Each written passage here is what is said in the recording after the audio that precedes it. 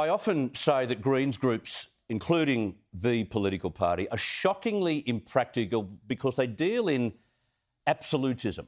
So, for instance, they're calling for all industries that emit CO2 to be banned in 9 years' time, despite the catastrophe that would cause to the economy and from all of us having to live without baseload power or the lights on.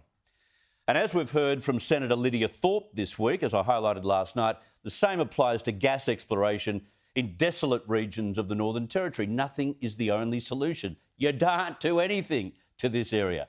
Well, Australia's huge salmon growing industry of Tasmania has been subject to very similar attacks from Greens groups, despite salmon being raised in ocean farms and farms on the land, which in turn employs tens of thousands of people and feeds Australia to the tune of $1 billion. Greens groups have accused the entire practice of causing damage to the ocean.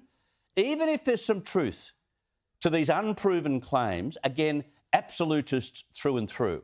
That's what they are. Surely the benefits of that industry in this country, especially in Tasmania, outweigh any concerns. Well, the big three salmon producers, Tassal, Huon and Petuna, all have got together, plus affiliated stakeholders, to fight back this week with the formation of the Tasmanian Farmed Salmon Alliance. It won't be all one-way traffic from now on, thankfully. Joining me now from Tasmania is Alliance member and Managing Director of BioMar, David Whyte. David, thank you very much for your time. Thanks. Thanks for having me. Salmon farming has become such an iconic industry, not to mention the terrific health benefits, of course. Well, yes, Chris. I mean, over the last 30 years, Tasmanian salmon has really displaced a lot of imported food coming into Australia. So Tasmanians can rightfully be proud of an industry which has grown very sustainably. It's had to prove its environmental credentials at every stage. And when things have gone slightly awry, then those corrections have been made through adaptive management. So essentially we have here an industry which is rapidly maturing, it's very well regulated, and it produces just a fantastic product for Tasmania.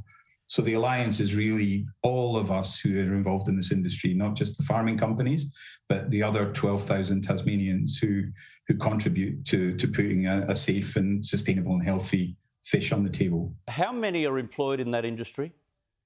It's just around 12,000 people. Wow. So it works out to be about 7.5% of the workforce of Tasmania when you take out the public service component of Tasmanian workers. Of late, though, you've been under enormous pressure from a group of greenies, including some in the acting world and also some in the literary world, which is quite inexplicable. It must have unsettled the industry somewhat. Oh, look, I think rather than unsettle, I think it's probably galvanised the industry to a certain extent and the wider industry. I mean, our staff are coming to us now and saying, look, when are we going to speak out against this misinformation?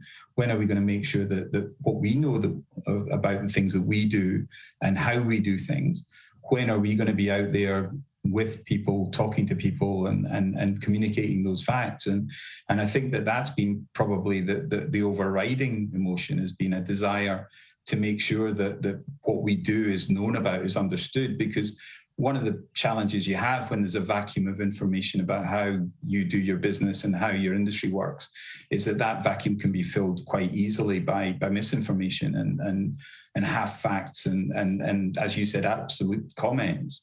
So I think we're all minded now that our job is to go out and answer any question that anyone has at any level in the community in the most accurate and timely way possible. And that's what the Alliance is about. Some of the criticism included the fact that the industry pollutes the waterways. But in the same way as graziers operate, I would have thought it's in their interest to keep their pastures clean and their stock healthy. Wouldn't that work in the same way with salmon farmers? Yeah, absolutely right. I mean, salmon are one of the most sensitive animals to pollution that exist. And so if you're growing fish or trying to grow fish in an area that can't sustain that growth, then the first thing to suffer is the fish. And as any farmer of any animal will tell you, if you don't look after your animal, then you won't have a business.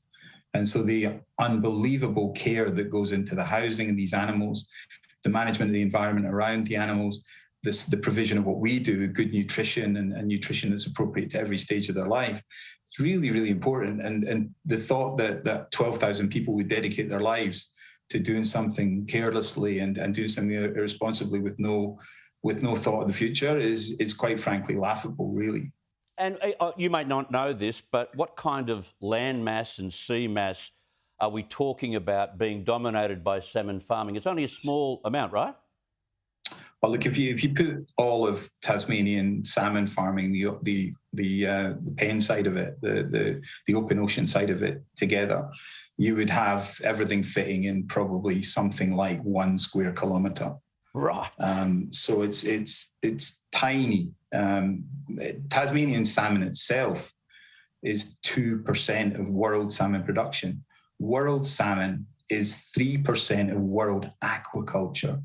So what we're talking about here isn't a huge industry. It's significant, and it's growing, and it's growing because of the demand. But ultimately, it's not really a big industry in the scale of things. And the people that are involved are satisfying a growing demand. They're not doing it because they kind of want to do it. They're doing it because they've got a market for those fish. Yeah, it's an industry, especially in a place like Tasmania, that needs to be supported rather than knocked. All the very best with the Alliance, David, and thank you very much for your time tonight.